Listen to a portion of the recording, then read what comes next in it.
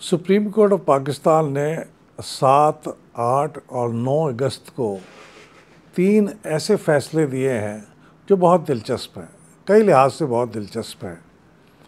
वो हमारी मुल्क की सियासत पे, हमारे मुल्क की तिजारत पे, हमारे मुल्क के जो जनरल आपके अखलाकियात हैं उसके ऊपर एक बड़ा दिलचस्प तबसरा करते हैं। इसलिए मैंने मुनासिब समझा कि इन 3 अदालती फ़ैसलों का ज़िक्र आपके सामने कर दूँ।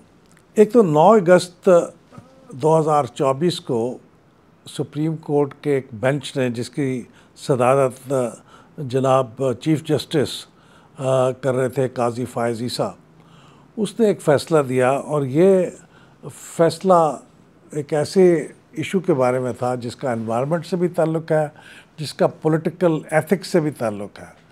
वो मामला ये है कि इस्लामाबाद से थोड़ी ही दूर एक बड़ी तफरीही जगह है जिसे दामन को कहते हैं, और दामन को दर हकीकत हिस्सा है मार्गला हिल्स नेशनल पार्क का। मार्गला हिल्स नेशनल पार्क ऐसी जगह है जिसको प्रोटेक्टेड करार दिया हुआ है, और वहाँ पे कोई ऐसी चीज़ ना कंस्ट्रक्ट हो सकती है, ना वहाँ पे कोई ऐसी चीज़ बन सकती है जो उसके एनवायरनमेंट को डिस्टर्ब करे। तो ये पाबंदी मौजूद है। तो इसके कॉन्टेक्स्ट में अब वो इलाका, वहाँ पे एक रेस्टोरेंट भी बन गया जो बहुत पॉपुलर था मोनाल के नाम से। वो एक अलग दास्तान है कि वो सही बना या गलत बना, उसके ऊपर कंटेस्ट किया जा सकता है। दोनों साइडें कह रही हैं कि रिव्यू पटिशन उसके ऊपर डाली गई है, लेकिन इस वक्त वो इशू नहीं है।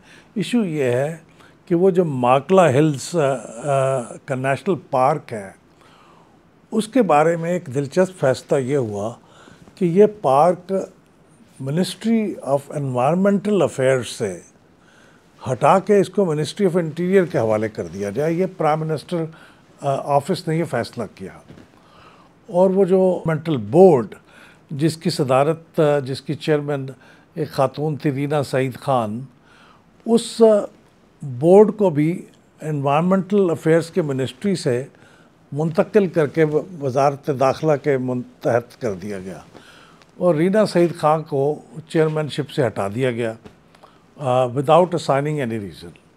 अच्छा, इसमें मेन इशू ये है कि जो मार्गला हिल्स का नेशनल पार्क है, ये वो ज़मीन है जो बहुत ही कीमती है।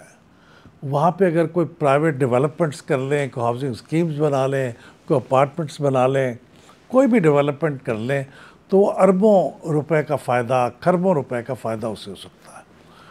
तो अब ये तबादला इस पार्क का मिनिस्ट्री ऑफ एनवायरमेंटल अफेयर्स से जो वजारत दाखिला में हुआ, ये बड़ा अजीब था, इसलिए कि वजारत दाखिला का एनवायरमेंटल अफेयर्स से और पार्क के मामला से कोई ताल्लुक़ नहीं है।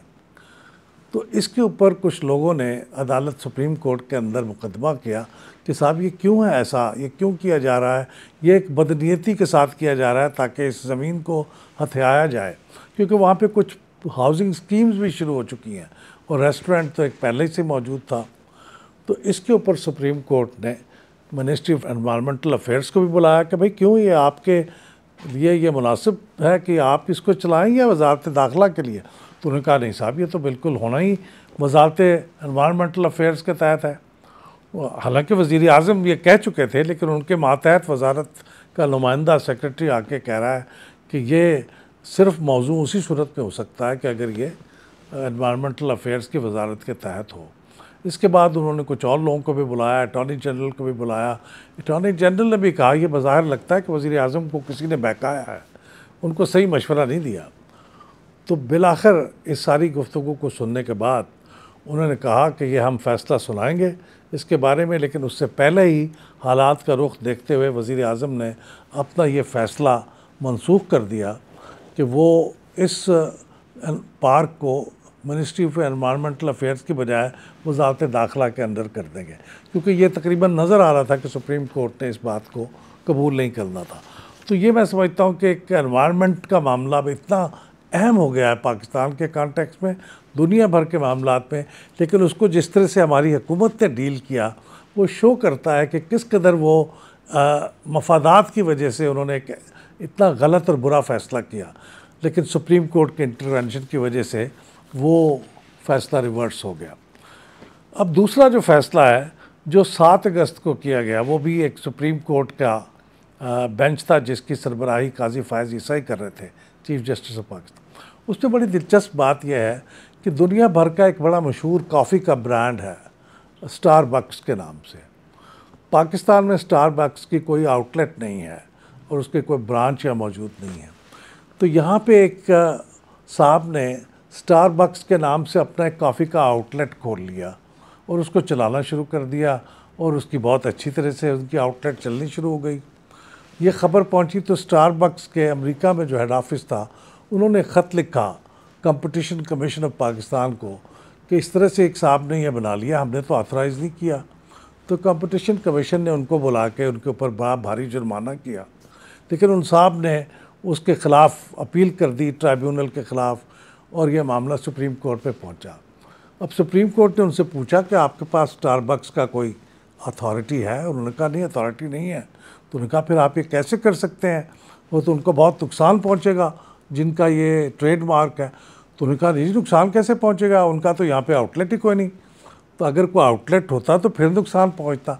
यानी दीदा दलेरी ये है कि एक साहब किसी का ब्रांड, उसका ट्रेडमार्क चोरी कर रहे हैं और उसके मुताबिक एक इलिसिट बिजनेस चला रहे हैं, लेकिन उसको कंटेस्ट भी कर रहे हैं।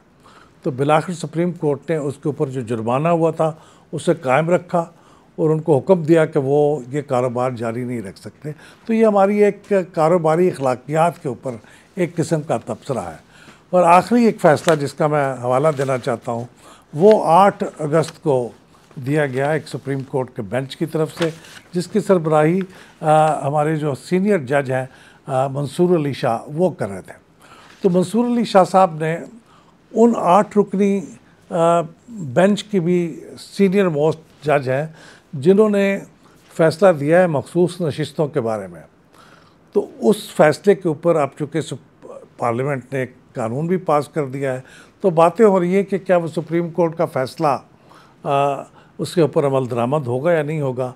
तो ये अगरचे एक फ़ैसला का मुकदमा तो नेशनल बैंक के एम्प्लॉइज़ का था, जिसमें उनको पेंशन देने के बारे में सुप्रीम कोर्ट ने कहा था और उसमें ताख़ीर हो रही थी।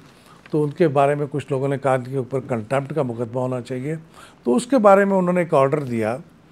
लेकिन इस फ़ैसले के अंदर एक पैराग्राफ ऐसा है जो वाज़े तौर पर इशारा कर रहा है कि वो उनके उस फ़ैसले के बारे में भी है जो उन्होंने मखसूस नशिस्तों के बारे में भी दिया है। उसमें उन्होंने बड़े सख्त अल्फाज में कहा है कि किसी के पास ये इख्तियार नहीं है कि वो सुप्रीम कोर्ट के फ़ैसले पे अमल करे या ना करे।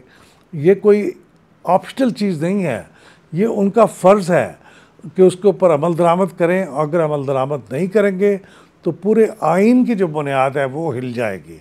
तो इस खासा आधे सफ़े का पैराग्राफ है, उससे तज्ज़ियाकार ये समझ रहे हैं कि उन्होंने पैगाम दिया है पार्लियामेंट को और उन तमाम लोगों को, इलेक्शन कमीशन को, उन तमाम लोगों को जो इस फ़ैसले के ऊपर अमल दरामद को स्लो कर रहे हैं या नहीं कर रहे हैं।